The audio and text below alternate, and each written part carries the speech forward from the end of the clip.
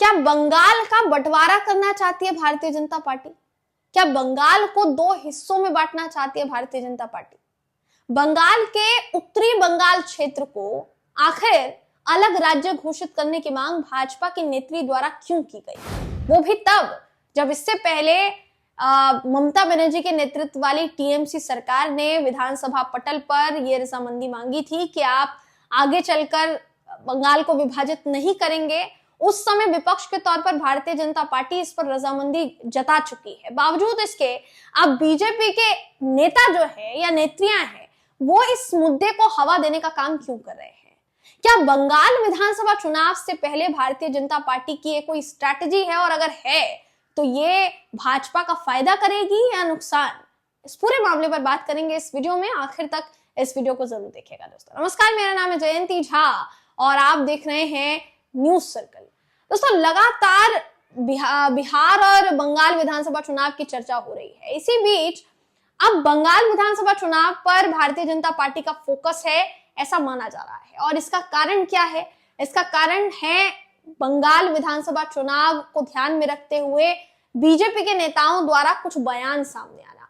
ये बयान अपने आप में चौंकाने वाले हैं, क्योंकि इनको लेकर जो दावे किए जा रहे हैं कि भारतीय जनता पार्टी के कई नेता इससे ना तो रजामंद हैं, ना तो खुश है, बल्कि पार्टी के अंदर खाने असंतोष की भावना फिलहाल के लिए फैली हुई है, वो चौंकाने वाला विषय है। तो आखिर भाजपा इस मुद्दे को क्यों उठा रही है? क्या भाजपा के शीर्ष नेतृत्व की मुहर है इस पूरे मुद्दे पर? अब मुद्दा क्या है, इसको जरा समझने की दोस्तों कोशिश कीजिए। आपकी स्क्रीन पर इस समय वो खबर है जिसके मुताबिक पश्चिम बंगाल विधानसभा में बीजेपी ने ये मांग की कि उत्तर बंगाल को एक नया राज्य घोषित किया जाए, एक नया राज्य बनाया जाए। बीजेपी और आरएसएस के नेता विधानसभा के बाहर इन्हीं लाइनों पर बयान देते रहे हैं। उत्तर बंगाल से बीजेपी विधायक ने विधानसभा में ये कहा कि लोग चाहते हैं कि राज्य सरकार या तो उस क्षेत्र का विकास करे, इतने सालों से जो वहां पर डेवलपमेंट नहीं हुआ है उसकी वजह से वहां के लोगों की ये मांग है कि या तो आप उसका विकास करो या फिर उसे आप अलग राज्य घोषित कर दो। अब जिस बीजेपी विधायक ने इतना बड़ा बयान दिया है दोस्तों, उनका नाम है शिखा चटर्जी, जिनकी तरफ से मुद्दा उठाया गया है, जो कि डाबग्राम फुलबाड़ी से विधायक बताई जा रही है। जलपाईगुड़ी जिले में स्थित है डाबग्राम फुलबाड़ी सीट, जिसमें सिलीगुड़ी नगर निगम के 14 वार्ड आते हैं, 4 निकटवर्ती पंचायतें आती हैं दोस्तों। इन्होंने ही सदन में यह बयान दिया कि उत्तर बंगाल में रहने वाले लोग सालों से वंचित है। उनकी मांग है कि राज्य सरकार अगर विकास नहीं करना चाहती है तो कम से कम उन्हें अलग रहने दें। यही बात मैंने 20 फरवरी विधानसभा में कही है। ये चटर्जी मैडम की तरफ से कहा गया है दोस्तों। बीजेपी के शीर्ष नेताओं ने शिखा चटर्जी के बयान पर ना तो कोई आपत्ति जताई है, ना कोई विरोध किया है और ना ही समर्थन किया है। प्रतिक्रिया के नाम पर जीरो हैं दोस्तों बीजेपी के विधायक फिलहाल इस पूरे अगर मामले की अगर आप बात करेंगे तो। पश्चिम बंगाल में ऐसी दूसरी विधायक हैं जिन्होंने ये मुद्दा उठाया। अगर इससे पहले इसी मांग की बात की जाए तो बताया जाता है बीजेपी विधायक बीपी शर्मा वो एक विधायक थे जिन्होंने ऐसी ही कुछ मांग उठाई थी, जिसमें उन्होंने बंगाल से अलग गोरखालैंड राज्य बनाने की मांग की थी, जिसको लेकर उन्होंने कहा कि लंबे समय से इस पर चर्चा चलती आ रही है और इस पर आवाज उठाई जानी चाहिए। बीपी शर्मा को अब बीजेपी के असंतुष्ट नेताओं की कैटेगरी में रख दिया गया है। यानी बीजेपी अंदर खाने से तो ऐसा नहीं नजर आ रहा है दोस्तों कि इस मांग से वो या तो परिचित है या फिर उसे चाहिए कि बंगाल का बंटवारा हो, कि उत्तर बंगाल को अलग राज्य बनाया जाए, या फिर आप गोरखालैंड की जो बात कही जा रही थी बीजेपी के विधायक द्वारा वो किया जाए। भारतीय जनता पार्टी का शीर्ष नेतृत्व इससे शायद संतुष्ट नहीं है, ऐसा माना जा रहा है। तो फिर भाजपा के विधायक, 2 अहम विधायक इस तरीके की मांगों को विधानसभा में कैसे उठा रहे हैं? विधानसभा में नहीं तो बार बार उठाने के लिए बयान क्यों दिए जाते हैं उनकी तरफ से? ये सवाल उठ रहा है। देखिए 2019 से अगर बात की जाए तो उत्तर बंगाल के कुछ भाजपा सांसद, मौजूदा सांसद और पूर्व सांसदों ने बार बार इस मुद्दे को उठाया है। राज्य के भाजपा नेताओं ने काफी नाराजगी जो है वो जाहिर की है। ये मांग फिर भी नहीं रुकी। एक तरह से अगर देखा जाए तो बीजेपी की रणनीति फिलहाल के लिए नजर आ रही है कि बीजेपी के कुछ विधायक इस मांग को उठाएंगे, लेकिन हम नहीं चाहते कि बंगाल का बंटवारा हो। तो फिर सवाल यही उठता है कि वो लोग पार्टी लाइन से अलग चलकर बयान क्यों दे रहे हैं? सवाल ये भी उठता है दोस्तों।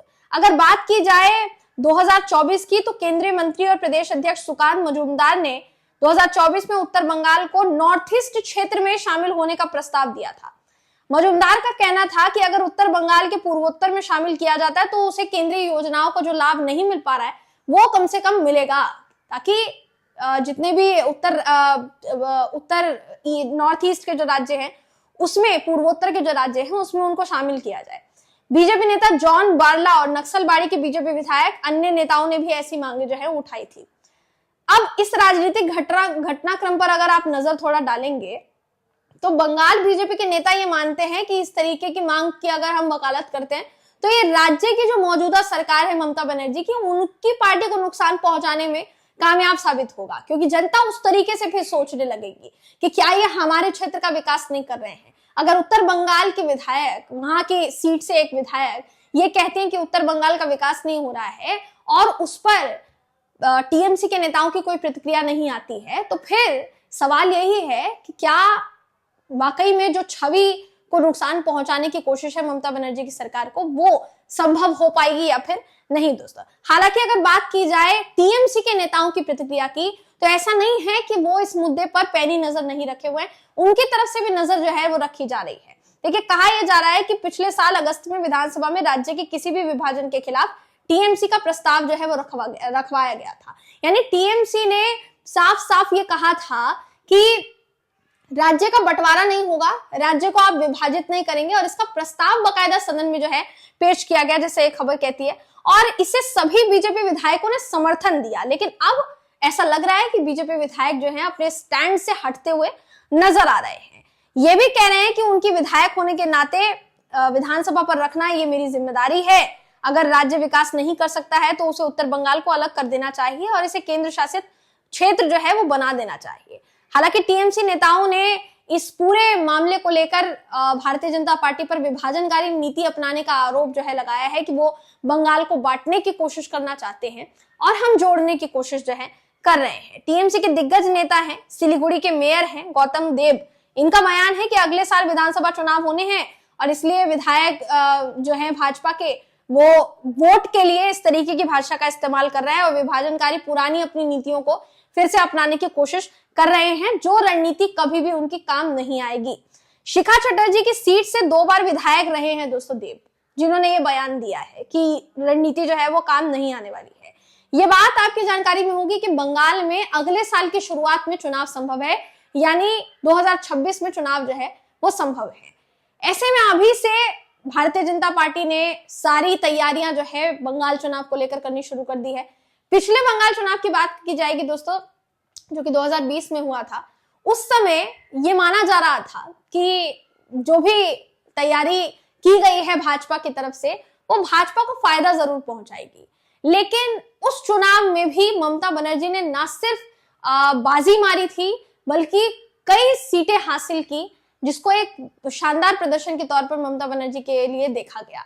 उसी के बाद से सवाल उठने शुरू हो गए थे कि क्या ममता बनर्जी को पश्चिम बंगाल से निकाल पाना, बंगाल से खासकर कहा जाए निकाल पाना या वहां से हटा पाना, ये भाजपा के लिए मुमकिन होगा क्या? अभी फिलहाल के लिए महाराष्ट्र और दिल्ली ने भारतीय जनता पार्टी के लिए जो द्वार खोले हैं उसके तहत तो ये माना जा रहा है कि भारतीय जनता पार्टी हो सकता है कि बिहार में अच्छा, बंगाल में अच्छा प्रदर्शन करे। लेकिन ऐसा होता है या नहीं होता है दोस्तों, ये देखने वाली बात होगी। आपका इस पर क्या सोचना है, आपकी इस पर क्या राय है, कमेंट करके जरूर बताइएगा। अगली वीडियो में आपसे फिर मुलाकात होगी, तब तक के लिए नमस्कार।